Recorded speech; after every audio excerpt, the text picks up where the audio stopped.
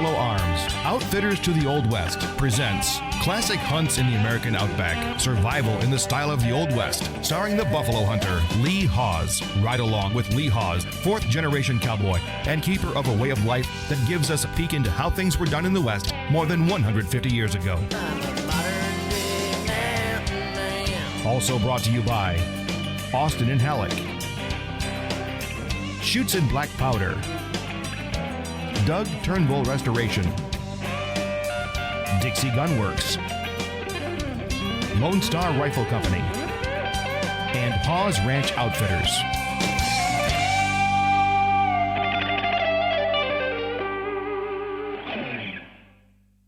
Hi, I'm Lee Hawes. This is my buffalo hunting horse, Comanche. Welcome to Classic Hunts in the American Outback. Take a step back in time with us as we hunt the American West with period-style firearms, much the way your forebears did.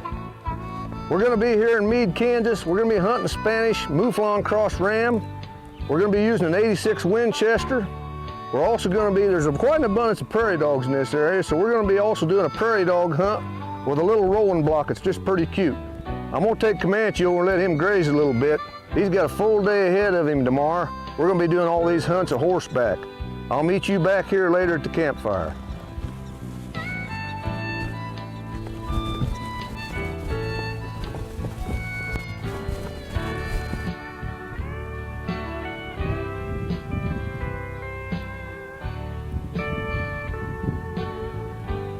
You know, guys, we're going to be doing this sheep hunt tomorrow morning. We kind of need to have a plan of action. Well, what I'm figuring is we'll go across these ridges. These ridges lay like fingers. And what we can do is we can work up and down them and keep glassing back in them. And I'll have Cody, you and Trevor going with me horseback and kind of help me scouting and doing that kind of thing, and then taking care of the horses and stuff, you know. And for doing that, what the rifle I'm going to be using is an 86 Winchester here. I got her here, if I can get her drug out, in a 50 Express, and it's color case hardened and octagonal barrel, nice. That's a really nice rifle. Here, Cody, look at that. That's about all right. You think that'll kill it? Oh, I think that's the next best thing, calling in an airstrike, man. I tell you, if we get some time, we're gonna do a prairie dog hunt too. And this rifle I'm gonna use on that prairie dog hunt. This is a rolling block, a Lone Star rolling block in a 22 Hornet. And that's I'm not gonna look at the edge of it, but it's that muzzle, but it's darn near, it looks like a little BB gun compared to that 50 Express. But you know, that'll be a good little rifle for doing that kind of stuff, you know. Yeah, that thing will just turn a prairie dog wrong side out. You don't even have to skin it. Yeah, that'd probably do the number on him, you know. Yes, sir.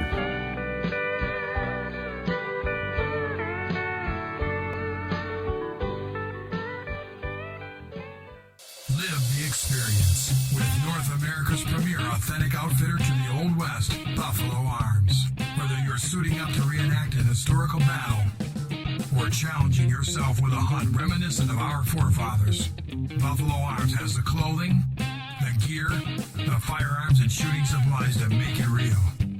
Shop online today at www.buffaloarms.com. Buffalo Arms, outfitters to the Old West. Hi, I'm Steve Bartkowski for the Christian Sportsman's Fellowship. As I pursue my love of the great outdoors and observe the beauty of God's creation, I often wonder how anyone, especially hunters and anglers, could be surrounded with such beautiful landscapes, the mountains, the streams, the forests, and wildlife, and not have a desire to know the one who spoke creation into existence. Call us today at 1-800-705-7892 and learn how you can join with me in support of CSF. You'll be glad you did. Hawes Ranch Outfitters.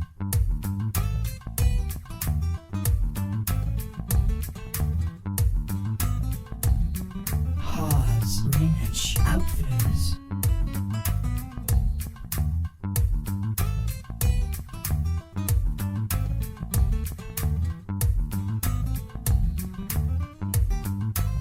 Hawes Ranch Outfitters.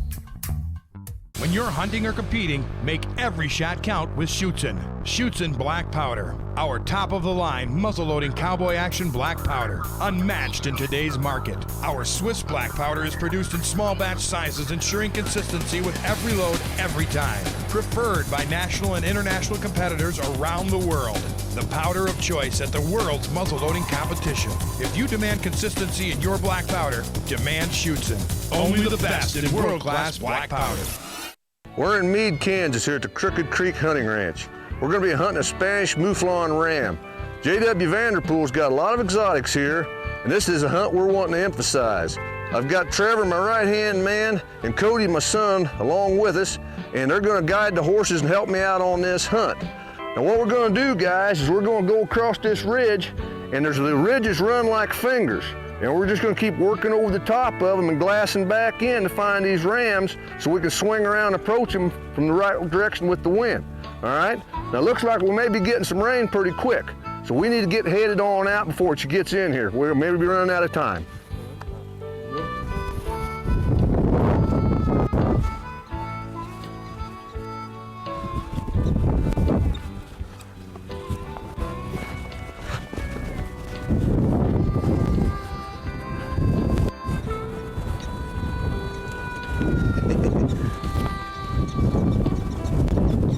I want to go across. Right here somewhere. So what we got to do, guys, is got to be real careful because it's so open. We've got to see them before they see us. So that's real crucial. As wide open as it is, they've got pretty good eyesight. So we're going to keep working these fingers across.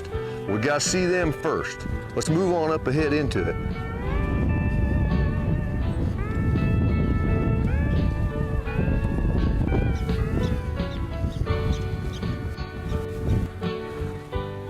All right, let's start in through here.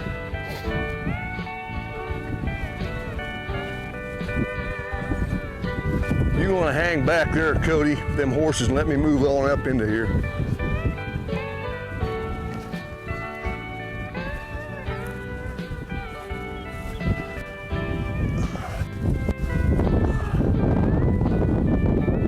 Looking at us right now. See that big boy on the far left? He's a guy we'd like to get. But right now, well, they've kind of got us made. We're gonna let them drop over that other ridge there, and they'll hold up in the bottom there, and then we'll be able to try and slip up on them again. We'll cut across this ridge and see if we can.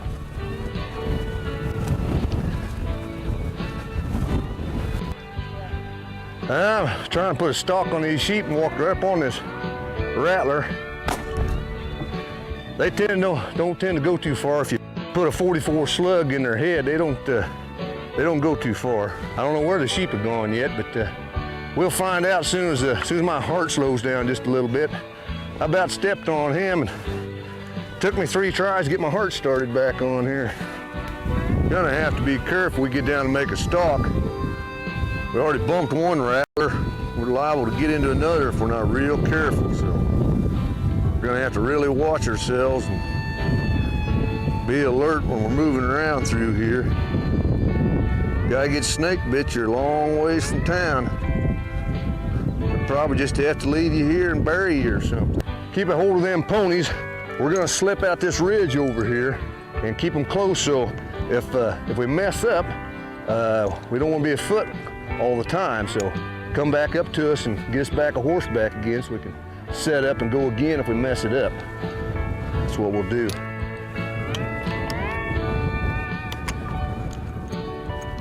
I don't think we're gonna have a lot of time. This stuff's blowing in here, and it's windy enough as it is, but it starts raining on these hills. We don't want to be on these hills. It rains. Get wet fast, and I'm terribly allergic to electricity and lightning.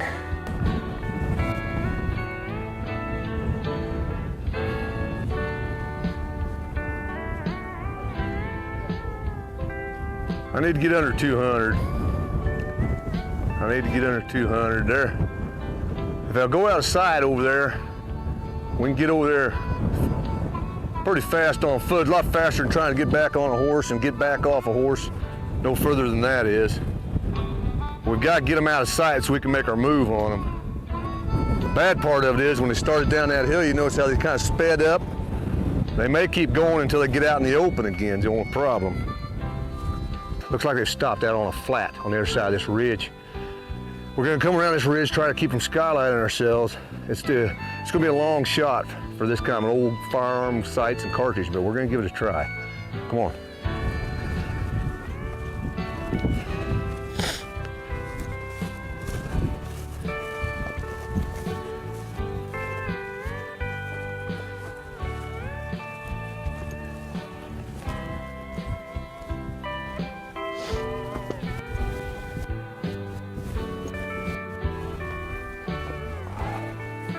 These rams are kind of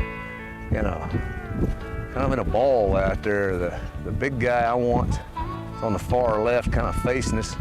Got another ram in front of him, one to the side of him. Okay, I'm gonna cock my hammer. I don't have him yet. He's not in the clear, but the minute he's in the clear,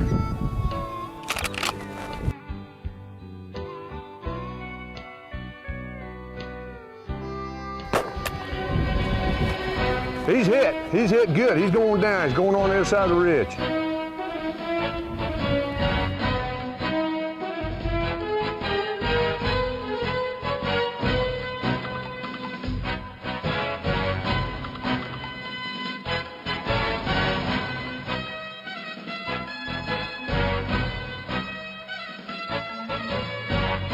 Yeah, he's not quite finished yet. When I shot him there, that big old 50 caliber bullet, he kind of hunched like this and put his front leg down like this and bowed his neck. I've shot thousands of animals with my clients as a professional hunter, and that when they bow their neck and arch it like that, that means you got one in his boiler room. He ain't going far. He didn't make it very far. He probably, I suppose 30, 40 yards from where we shot him is where he piled up here. But we'll give him a couple more minutes and then we'll get up there and look at him. Murphy, that is a nice animal. Oh, thank you, J.W. Good job, Dad. Thanks, Cody. Thanks. All right, Trevor, you rascal. Ain't he a birdie? He's purty, ain't he? He is. He's purty. Well, you boys got to get that animal skin, cape, and hauled back to camp, man. So they got a lot of work to do. We're gonna go mess around some or go get something to drink or something. Let these boys get some work done. We'll be back with more classic hunts in the American Outback. Stay with us. That's the thing about using a rifle like this with iron sights and a 22 Hornet configuration. It's about 150 yard cartridge. I mean, you know, you're looking at the front sight covers up so much of the dog that you got to get pretty close, but it makes it a lot of fun. You got to really place your shots and pick your shots. A lot different than using an adjustable objective scope and a 22-250 or something like that. Those are okay, but this takes a lot of skill and a lot of patience to do it this way. More of a sport, really. Yeah, it's more. You got it's more sporting. Right. More sporting rather than the high-powered scopes and everything. Yeah. That's pretty simple, actually, but Yeah, still a sport. Yeah, to me, and I've done some of that too. You know, Right. with the adjustable objective. There's nothing wrong with that, but to me, it isn't near as challenging. And that's the whole thing to me, is putting the challenge back in the thing, you know. That's the whole deal. Because with the iron sights, you've got to have the prairie dogs come up closer to you, and that in itself is a sport. 'Cause they're scared of you and they'll go down a hole. Yeah, that's right, that's Yeah. right. So we're just gonna sit here and wait on them to come up a little bit more, and we're just gonna pick our shots. We'll let him turn. I think you got him. I think we need to collect him for supper. He'll be better than fried chicken. He'll be nice and tender. I'm gonna go get him. We don't want to take a chance of him getting down the hole.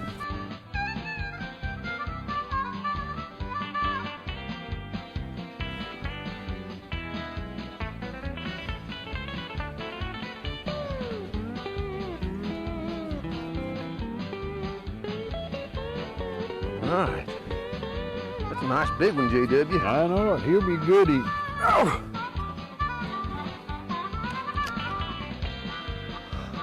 Well, he's coming to us. He's Come here. charging you. You better shoot him.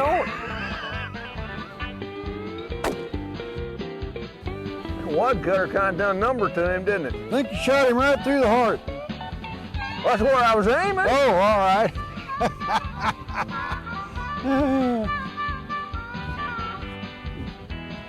that big a slug, he went a long ways for that kind of shot. Yeah. One of the things I want to talk about today is rifle scabbards. This is a rifle scabbard to put on our pony to carry our rifle when we're heading out across the prairie hunting. And that's, you know, the way the lever guns were carried, that kind of stuff. That's where grandpas and great-grandpas did it. There's a lot of ways to put the scabbard on a horse, but all of them have a lot of problems.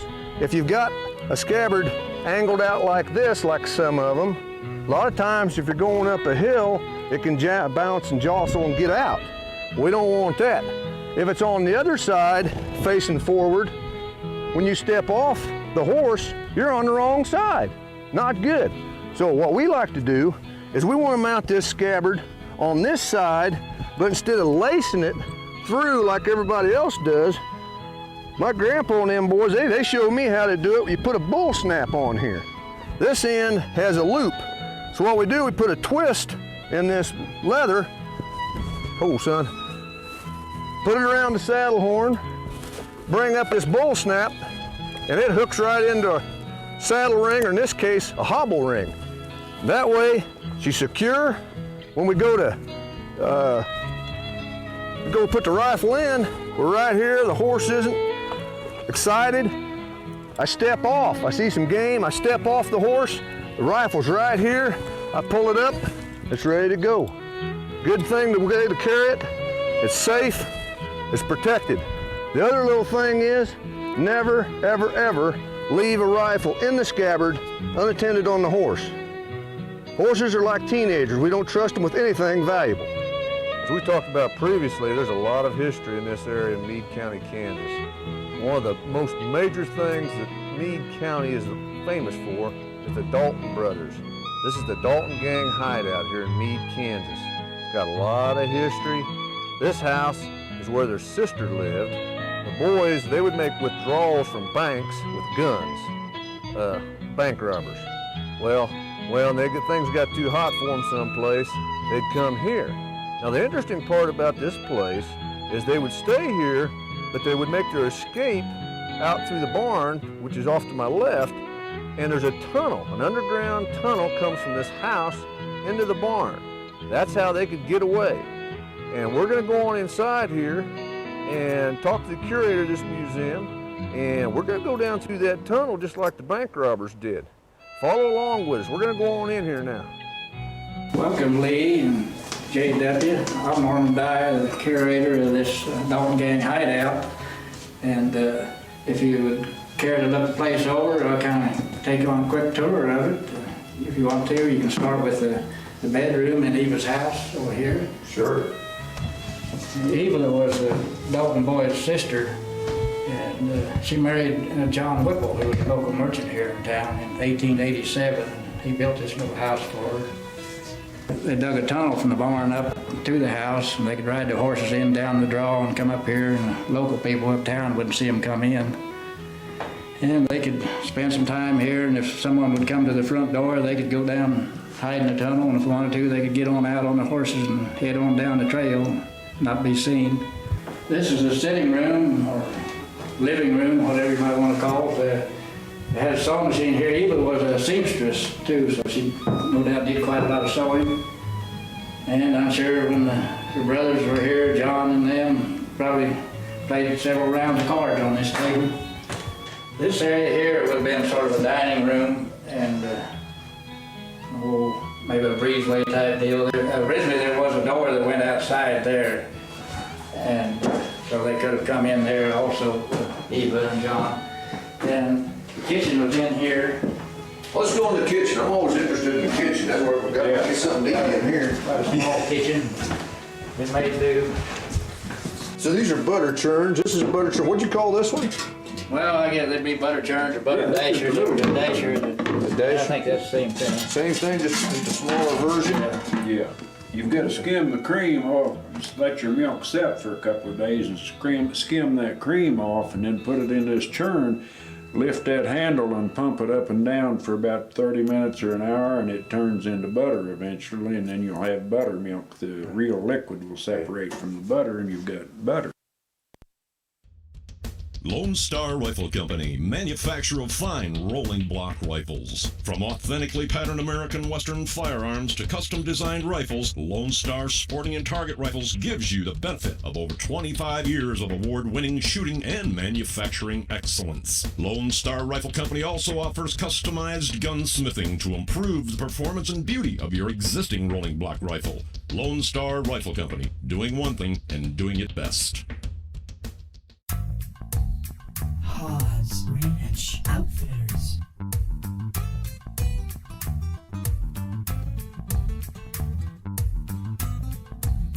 Hawes Ranch Outfitters.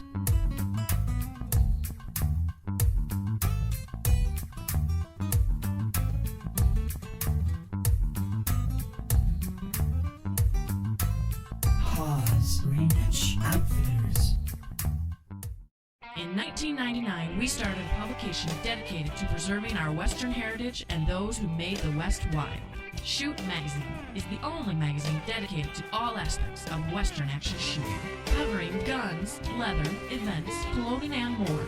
We ensure that every issue awakens the cowboy in all of us. Call us at 800-342-0904 or log on to shootmagazine.com to make your childhood dreams a reality. Live the experience with North America's premier authentic outfitter to the Old West, Buffalo Arms. Whether you're suiting up to reenact an historical battle or challenging yourself with a hunt reminiscent of our forefathers, Buffalo Arms has the clothing, the gear, the firearms, and shooting supplies to make it real. Shop online today at www.buffaloarms.com. Buffalo Arms, outfitters to the Old West.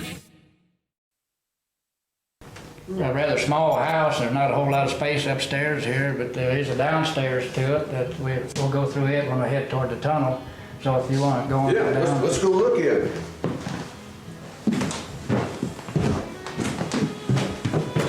That's cool, man. Yeah. The tunnel originally was just a crawl space from the barn up into the house, and they had a trap door in the floor that they had covered with a rug, and when local people would come in, they wouldn't see it there, but that's how they could get into the house by use of that trap door. When we're talking about these Dalton brothers, the Dalton gang, how many of them was there actually? There were three brothers, Bob, Emmett, and Grat, and two other men. They were just part of the gang, but not Yeah. Dalton family, right? Yeah. How many years did they? Most of those bank robbers really didn't have a long reign of terror or something. Life expectancy. Yeah, that's what I'm trying to tell you. No, they're robbing banks, I think probably only lasted for about 2 years. I think so, yeah. They did have a brother, Bill, who wasn't with them at Coffeeville, and he continued robbing banks with different ones until, I believe, 1894 when he got shot down, I believe it was in Robert, Texas.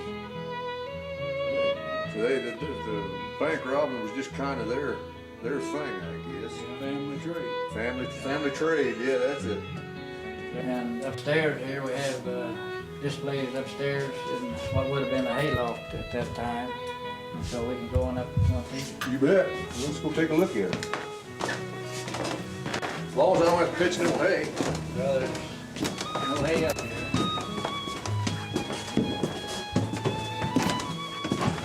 We have some old-time guns here.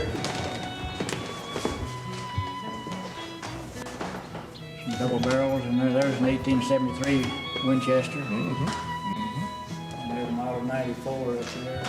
He knows these guns. Yeah, you can probably tell me a lot about the guns. What is this? I'll tell you what though, these double barrel shotguns did, once you got past the buffalo hunting in the frontier pioneer area, the shotguns actually did more than anything. I mean, they were the meat gatherer, Yeah. you know. Prairie chicken. You could gather anything with a shotgun, whatever you poured down the bore. And there's one of J.W.'s rattlesnakes. Yeah. That's kind of puny compared to the ones we was getting. Sure is. Not a puny. Thanks a lot, Norman, for showing this to us. We really enjoyed this piece of history here.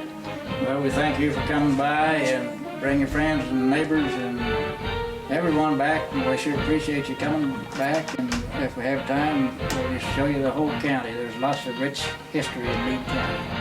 Like Norm said, there's a lot of rich Western history in this area. Thanks for joining us this week. Be back with us next week for more classic hunts in the American Outback.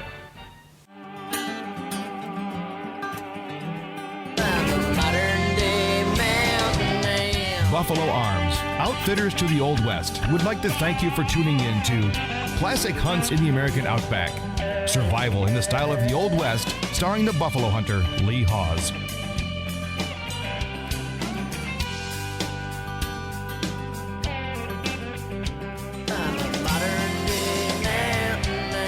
Also brought to you by Austin and Halleck, Shoots and Black Powder, Doug Turnbull Restoration, Dixie Gunworks, Lone Star Rifle Company, and Hawes Ranch Outfitters.